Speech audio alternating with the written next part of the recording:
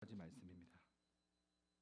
빌립보서 2장 1절에서 11절까지 말씀, 신약성경 319쪽에 기록되어 있습니다. 빌립보서 2장 1절에서 11절까지 말씀, 우리 함께 교독하시겠습니다. 그러므로 그리스도 안에 무슨 권면이나 사랑의 무슨 위로나 성령의 무슨 교제나 긍휼이나 자비가 있거든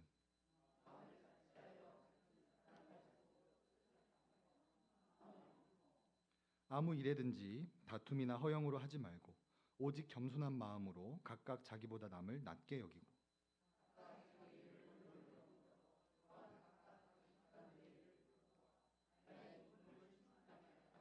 너희 안에 이 마음을 품으라. 곧 그리스도 예수의 마음이니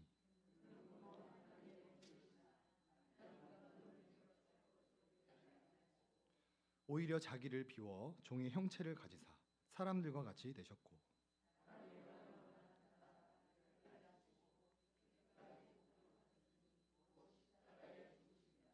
이러므로 하나님이 그를 지극히 높여 모든 이름 위에 뛰어난 이름을 주사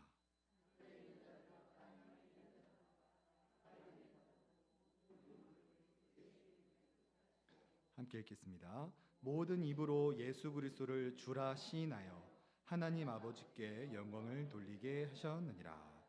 아멘.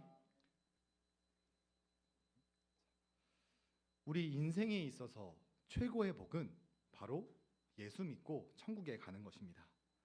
저는 이번에 장례를 다녀오면서 정말 기도하고 복음을 전하면 하나님께서 그 가정을 구원하시는 것을 정말 뼈저리게 느끼게 되었습니다.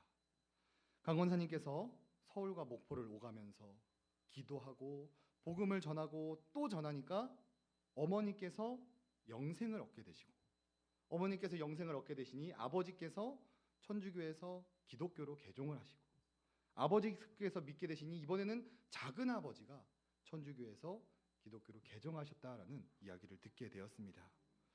정말 기도하고 복음을 전하면 하나님께서 그 가정을 구원해 내시는 것이죠. 그래서 우리도 믿지 않는 배우자와 자녀들, 친지들, 형제들을 위해 계속해서 기도해야 되고 때를 얻든지 못 얻든지 복음을 전파해야 합니다. 그래야만 우리의 가족들도 모두 예수 믿고 천국에 갈 수 있기 때문이죠. 자, 그런데 아무 복음이나 전하면 되느냐? 그렇지 않습니다. 갈라디아서 1장 8절 하반절 말씀을 보면 우리가 너희에게 전한 복음 외에 다른 복음을 전하면 저주를 받는다라고 말합니다. 사도 바울은 영생의 복을 받는 복음이 있고 저주를 받는 다른 복음, 거짓 복음이 있다라고 말합니다. 대표적으로 기복신앙이 있습니다. 예수님 믿으면 병 낫는다. 예수를 믿었더니 안 팔렸던 아파트가 팔렸다. 예수님 믿었더니 자녀가 대기업에 취직되었다. 예수님 믿으면 만사 형통한다라는 것은 다른 복음입니다. 우리에게 구원을 가져다 주지 못하는 거짓 복음입니다.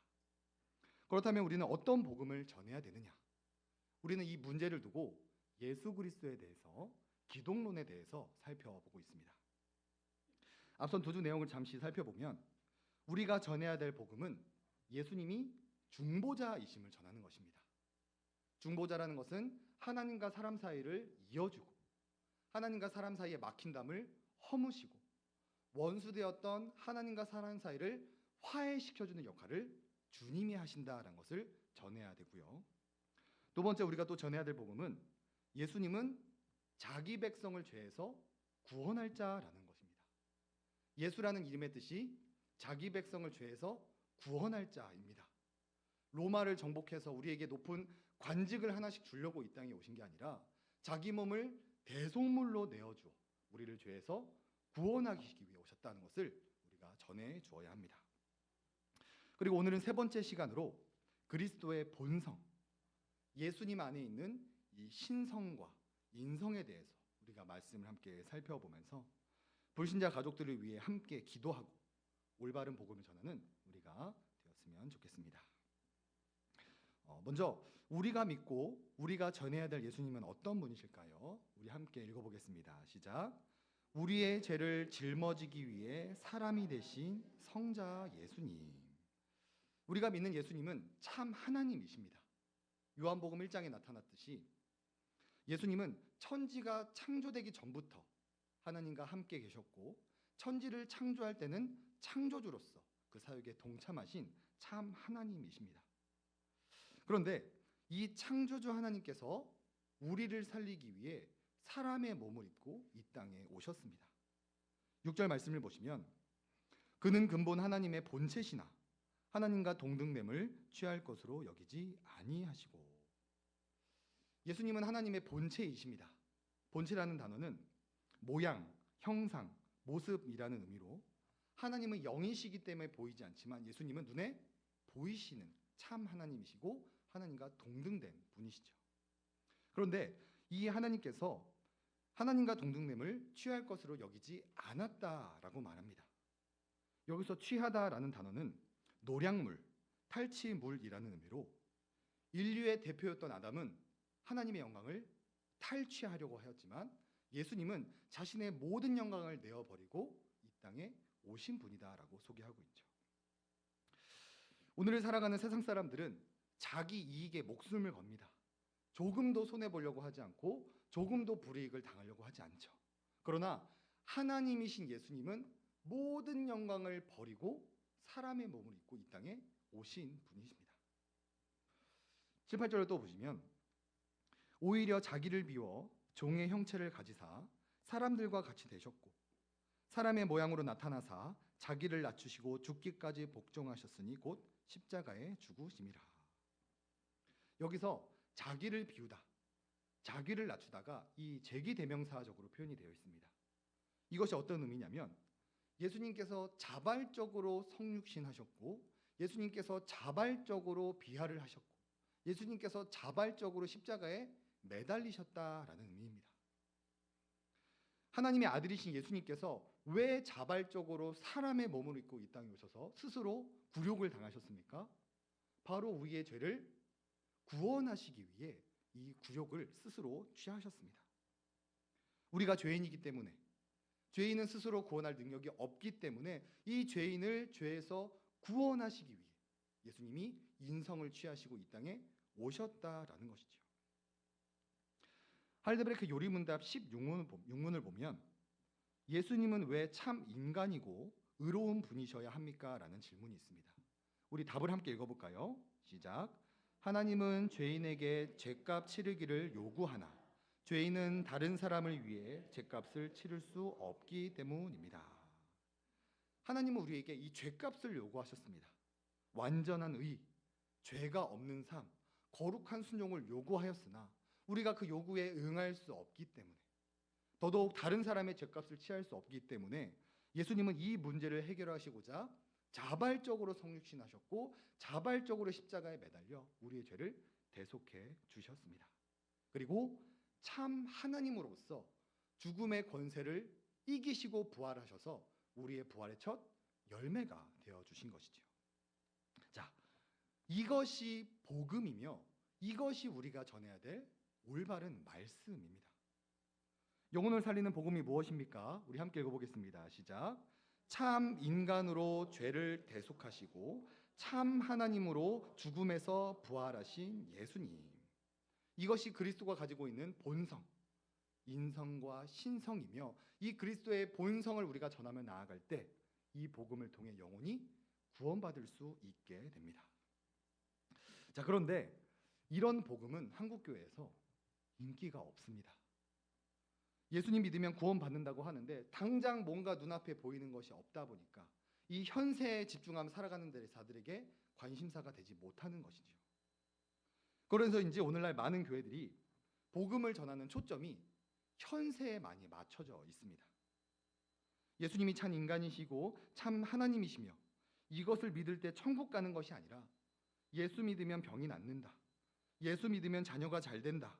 예수 믿으면 만사 형통한다는 이 현세적인 초점에 맞추어서 복음을 전하기 시작하였습니다. 안타깝지만 이런 복음은 영혼을 권하지 못하는 복음입니다. 그 한순간은 위로를 받을 수 있겠지만 궁극적으로 보면 우리를 생명으로 이끌어주는 복음이 아닙니다. 오히려 예수님이 참 인간이시며 참 하나님이시다. 이 사람들에게는 전혀 관심이 되지 못하는 이 복음을 우리가 꿋꿋이 전할 때 이 복음을 통해 하나님께서 역사하신다고 성경은 말을 하고 있습니다. 요한복음 1장 1절 말씀에 태초에 말씀이 계시니라. 이 말씀이 하나님과 함께 계셨으니 이 말씀은 곧 하나님이시니라. 예수님이 창세전부터 계셨던 하나님과 동등하신 분이다라는 것을 전할 때 영혼이 구원받을 수 있습니다.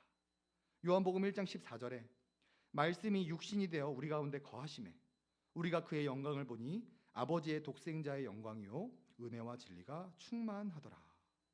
예수님이 이 땅에 육신이 되어 오셨음을, 이 땅에 오셔서 인성을 취하시고 우리의 모든 죄를 짊어지셨음을 전할 때에 이 복음을 통해 영생의 복을 받을 수 있게 됩니다. 이 약속을 이 요한복음 1장 4절에서 이렇게 고백합니다. 우리 함께 읽어보겠습니다. 시작. 그 안에 생명이 있었으니 이 생명은 사람들의 빛이라. 아멘.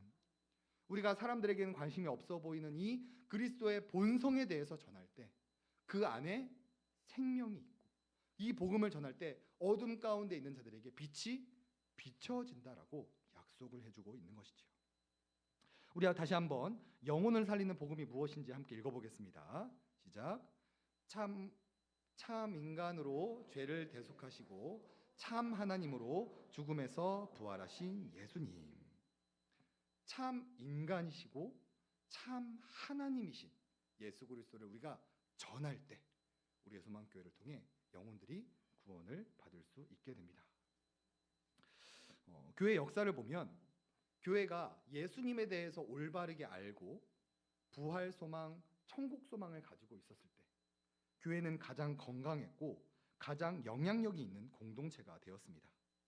교회 안에 하나님의 사랑이 가득했기 때문에 그 사랑이 이웃 사랑으로 흘러갔고 교회가 세상의 롤모델, 세상을 변화시키시고 세상으로부터 박수를 받는 공동체가 될 수 있었죠. 오늘 본문 1절에서 4절 말씀을 한 번 더 보시면 그러므로 그리스도 안에 있는 무슨 권면이나 사랑의 무슨 위로나 성령의 무슨 교제나 긍휼이나 자비가 있거든 마음을 같이하여 같은 사랑을 가지고 뜻을 합하여 한 마음을 품어 아무 일에든지 다툼이나 허영으로 하지 말고 오직 겸손한 마음으로 각각 자기보다 남을 낮게 여기고 각각 자기 일을 돌볼 뿐더러 또한 각각 다른 사람의 일을 돌보아 나의 기쁨을 충만하게 하라. 1절을 한글로 보면 표가 잘 나지 않지만 헬라어 원문으로 보면 조건절로 되어 있습니다. 조건절로 되어 있다는 건 교회 안에 이미 하나님의 사랑이 있기 때문에 그 사랑을 가지고 서로 마음을 합하고 서로 돌보고 서로 사랑하라는 의미입니다. 사도 바울이 교회 안에 어떤 사랑이 있는지 4가지로 정리를 해 주었는데요. 우리 1번에서 4번 함께 읽어보겠습니다. 시작. 그리스도 안에 권면, 하나님의 사랑으로 하는 위로, 성령님이 주시는 교통과 사귐과 교제, 긍휼과 자비. 사도 바울은 빌립보 교회를 향해 너희 교회 안에 이미 이 하나님의 사랑이 있으니 이 사랑을 가지고 서로를 돌보고 사랑할 것을 지금 권면하고 있습니다. 이미 주신 하나님의 사랑으로 이웃을 사랑하기만 하면 되는데 오늘날 교회들이 왜 이렇게 싸우는 것일까요? 왜 서로 형제님 자매님 하던 사람들이 한순간에 원수가 되어서 다투고 교회를 찢어먹는 일들이 오늘날 많이 발생하는 것일까요? 그 이유는 네모난 건물에 십자가가 달려있다고 해서 다 교회가 아니기 때문입니다. 교회가 아니기 때문에 그 안에 하나님의 사랑이 없고 하나님의 사랑이 없다 보니까 이웃 사랑을 할 수 없고 그러다 보니 서로 다투는 공동체가 될 수밖에 없는 것이죠. 제 친구가 출석했던 교회 이야기를 잠시 해드리겠습니다. 제 친구가 출석했던 교회는 3,000명 정도 성도님들이 출석하는 꽤 규모가 있는 교회였습니다. 그런데 그 교회는 담임 목사가 2명이었어요. 후임 담임 목사를 청빙하는 과정 가운데 교회 안에 다툼이 발생하게 되었고 서로 쥐잡듯이 싸우다가 피를 튀기며 싸우다가 결국 각각 담임 목사를 청빙하기로 했다고 합니다. 그래서 일부 예배에는 A 담임 목사님과 그 추종자들이 예배를 드리고 2부 예배에는 B 담임 목사님과 그들의 추종자들이 이 한 건물 안에서 두 집 살림을 하기 시작했다고 합니다.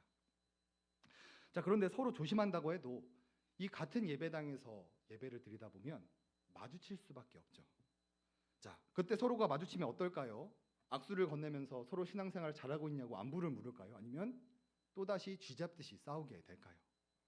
그 교회는 각각 담임 목사를 청빙했지만 마주칠 때마다 또다시 다투고 말았다고 합니다.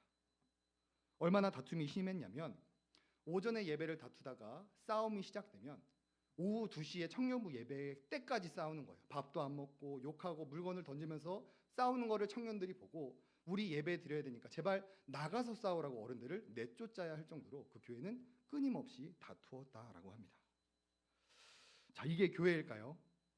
네모난 건물 안에 십자가가 붙어 있고 3,000명이라는 많은 사람이 오고 간다고 해서 과연 그것이 교회일까요? 그것은 교회가 아닙니다. 벨지 신앙 고백서 29항 참된 교회와 거짓된 교회를 파트를 보면 참된 교회임을 알 수 있는 표지들을 다음과 같이 소개합니다. 먼저 순수한 복음의 교리가 교회 안에 설교되어야 하고 그리스도께서 제정하신 순수한 성례가 집회되어야 합니다.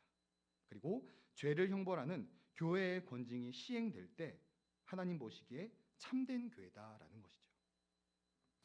정리해보면 교회의 표지라고 불리는 말씀, 성례, 권징이 올바르게 시행되는 교회가 참된 교회이며 그 참된 교회 안에 하나님의 사랑이 있고 그 하나님의 사랑이 있어야 이웃 사랑을 할 수 있으며 세상에 영향력을 주는 교회, 영혼을 구원하는 교회가 될 수 있다라고 교리는 말해줍니다. 그러나 오늘날 우리 한국교회는 어떻습니까? 복음에 대해서 전하지 않습니다. 예수님이 어떤 분이신지, 예수님이 우리를 위해 무엇을 하셨는지 정해주는 것이 아니라 그냥 그 성도들 눈앞에 있는 그 현세적인 문제만을 가지고 위로를 하며 나아가는 것이죠. 그리고 또한 더 안타까운 것은 이런 인간에게 감동을 주는 설교를 좋은 설교, 은혜로운 설교다라고 생각을 한다는 것입니다. 정말로 좋은 설교, 참된 설교, 영혼을 살리는 설교라는 것은 우리 입맛에 맞는 설교가 아니라 예수님이 어떤 분이신지를 정확하게 전달하고 이 예수님이 우리를 위해 무엇을 하셨는지를 전하는 설교가 참된 설교입니다. 초대교회부터 설교자들은 오늘 읽은 본문을 가지고 이 바퀴로 비유를 많이 하였습니다. 자, 바퀴테는 세상을 말하고 이 바퀴살은 세상에 각각 서 있는 성도들을 가리킵니다. 그리고 세상에 각각 서 있는 성도들이 하나가 되어서 바퀴의 역할을 온전히 감당하기 위해서는 이 바퀴의 중심이 되는 바퀴통으로 모일 때 서로 가능하다라는 거예요. 즉 교회에 적용해 보면 우리가 세상에서 각각의 모습으로 살아가지만 우리가 이 교회 역할을 제대로 하기 위해서는 교회의 중심이 되고 교회의 주인이 되신 예수님을 올바르게 알 때 그 교회가 온전한 교회의 사랑을 갖추고 교회의 사명을 감당할 수 있다는 것을 오늘 본문을 통해 사도 바울은 전해주고 있는 것입니다. 그래서 우리가 예수님을 올바르게 알고 믿는 것이 너무나도 중요합니다. 저는 설교를 준비할 때마다 우리 성도님들을 어떻게 위로할 수 있을까를 늘 고민합니다. 이 가정에 문제가 있는 성도님들, 재정에 문제가 있는 성도님들, 이 건강에 문제가 있는 성도님들을 이 말씀으로 어떻게 위로할 수 있을까? 고민하다가 결국 예수 그리스도를 전합니다. 왜냐하면 예수님을 올바르게 알아야 영생의 복을 받을 수 있고 예수님을 올바르게 알아야 하나님의 자녀가 되어 양자됨의 복을 받을 수 있고 예수님을 올바르게 알아야 참된 교회를 세워 그 안에 하나님의 사랑이 가득할 수 있고 예수님을 올바르게 알아야 하나님 사랑, 이웃 사랑을 하는 교회를 세울 수 있기 때문에 성도님들을 위로하기 위해서 더욱더 예수 그리스도에 대해만 전하고 있습니다. 그래서 우리는 오늘까지 3주 동안 예수 그리스도에 대해서 이 기독론에 대해서 살펴보았습니다. 우리가 알고 믿고 전해야 되는 예수님이 어떤 분이십니까? 우리가 믿는 예수님은 하나님과 사람 사이를 이어주는 중보자이십니다. 그리고 우리가 믿는 예수님은 자기 백성을 죄에서 구원할 자이시고 우리가 믿는 예수님은 참 인간으로서 우리의 죄를 짊어지셨고 참 하나님으로서 죽음의 권세를 이기시고 부활하셔서 우리의 부활의 첫 열매가 되어 주셨습니다. 이것이 이 고통 가운데 있는 자들에게 위로가 안 될 수도 있습니다. 예수님을 믿고 이 문제가 당장 해결되었으면 좋겠지만 이것이 아닌 예수 그리스도에 대해서 전하는 이유는 이것을 알아야 내 삶에 발생한 문제마저도 해결받을 수 있기 때문입니다. 우리가 이 올바른 복음을 전하기 원합니다. 예수님은 이 땅에 복만을 주기 위해 이 땅에 오신 분이 아닙니다. 우리를 죄에서 구원하여 영생의 복을 주기 위해 자발적으로 인간이 되어졌고 자발적으로 비하를 하셨습니다. 또한 참 하나님으로서 죽음의 권세를 이기고 부활하여 우리의 부활의 첫 열매가 되어 주셨습니다. 우리가 이 영생의 복음을 먼저 알고 이 영생의 복음을 전하는 우리의 소망교회가 되었으면 좋겠습니다. 서론에서 말씀드렸듯이 기도하고 복음을 전하면 하나님께서 그 가정을 구원해 내십니다. 그런데 하나님께서 그 가정에 구원을 하지 않는 것은 우리가 기도하지 않기 때문이고 기도는 하지만 또 복음을 전하지 않기 때문입니다. 하지만 우리가 이번에 권사님의 가정을 통하여서 정말 기도하고 복음을 전하니까 그 가정을 구원해냄을 우리 모두가 직접 경험하였사오니 우리가 이것을 기억하면서 불신자들을 위해 늘 기도하고 때를 얻든지 못 얻든지 무엇보다 이 올바른 복음, 예수님이 어떤 분이신지, 예수님이 우리를 위해 무엇을 하셨는지, 예수님 믿으면 어떤 복을 받는다는 걸 정하는 것이 아니라 예수님에 대해서 올바르게 가르쳐 줄 수 있는 그런 교회가 될 수 있도록 시간 함께 기도하며 나아가시겠습니다.